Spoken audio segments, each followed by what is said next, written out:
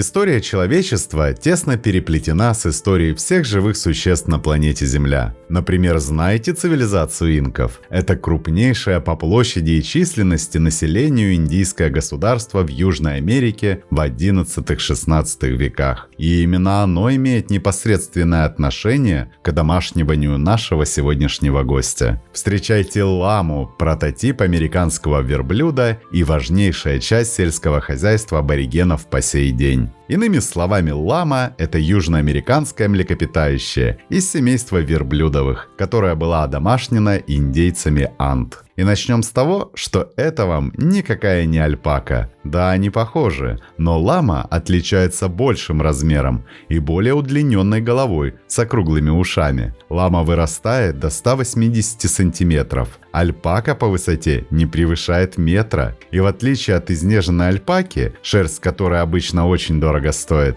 лама – великий труженик. Ее используют в основном как вьючное животное. История ламы начинается не в Южной Америке, а в бескрайних прериях Северной, около 40 миллионов лет назад. Именно там зародилось семейство верблюдовых. Около 3 миллионов лет назад предки современных лам мигрировали на юг по Панамскому перешейку, выбрав своим домом высокогорье Анд. И без ламы империя инков, возможно, никогда бы не достигла своего величия. В Андах не было лошадей или валов. Лама стала единственным вьючным животным, способным переносить грузы до 50 килограммов по узким тропам Мачу-Пикчу. Инки называли ламу молчаливым братом. Они использовали все – шерсть для одежды, навоз как топливо и удобрения для террасных полей, а самих животных как живой транспорт. Даже сегодня в перуанских деревнях лама остается символом достатка и надежности. Сегодня лама – это одомашненный потомок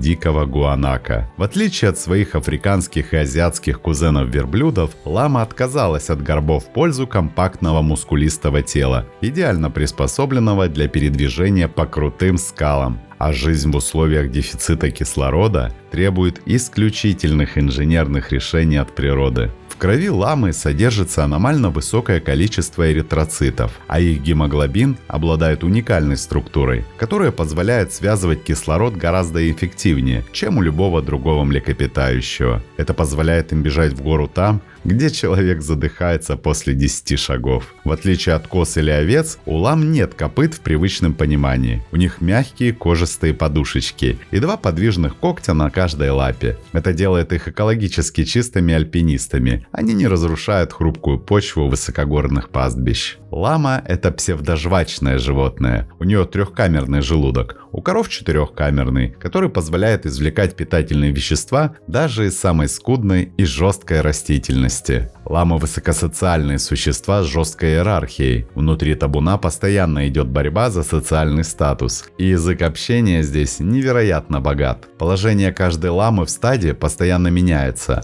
Особенно это касается самцов. Между самцами часто происходят конфликты, благодаря чему победители успешно продвигаются по социальной лестнице. Драки между самцами отличаются зрелищностью. Животные активно плюются, бодаются и таранят друг друга, нанося удары ногами, чтобы сбить противника с ног. Стычки между самками выглядят куда менее драматично. Самки обычно ограничиваются плевками в других членов стада. Несмотря на небольшие стычки между собой, ламы в одном стаде заботятся друг о друге. Животные мгновенно отзываются на сигнал тревоги, поданный одним из сородичей, и готовятся защищать стадо. Общаясь между собой, ламы хмыкают. В качестве сигнала тревоги ламы издают звук, похожий на лающий смех. Когда лама встревожена или несчастна, она прижимает уши назад. Счастливая или любопытная лама, наоборот, навостряет уши вперед. Но и знаменитый плевок. Это не просто миф. Плевок – это крайняя мера социальной коррекции. Чаще всего это содержимое первой камеры желудка, полупереваренная трава, обладающая крайне резким запахом. Лама редко плюет человека без причины. Обычно этот снаряд предназначен назойливому сородичу. И справедливости ради надо сказать, что ламами называют 4 вида верблюдовых. Непосредственно ламу, гуанако, викунью и альпаку. Лама и альпака – это домашние животные. Гуанако и викунья – дикие виды. Генетические исследования подтвердили, что предком домашней ламы является гуанако, а предком альпаки была викунья. Впрочем, животные свободно скрещиваются между собой, что приводит к появлению многочисленных гибридов и размывает различия между всеми ними.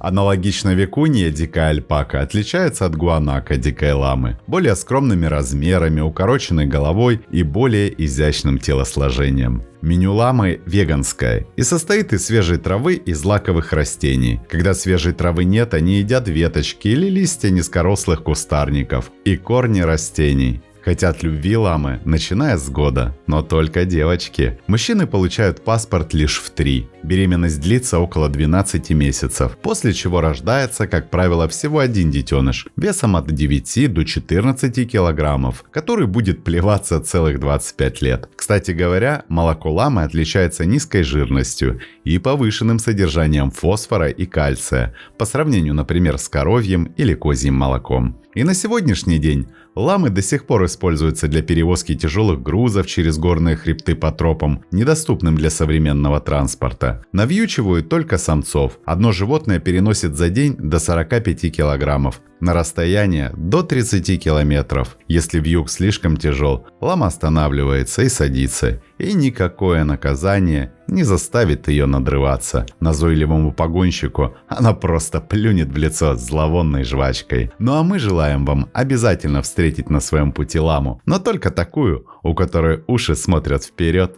а не назад.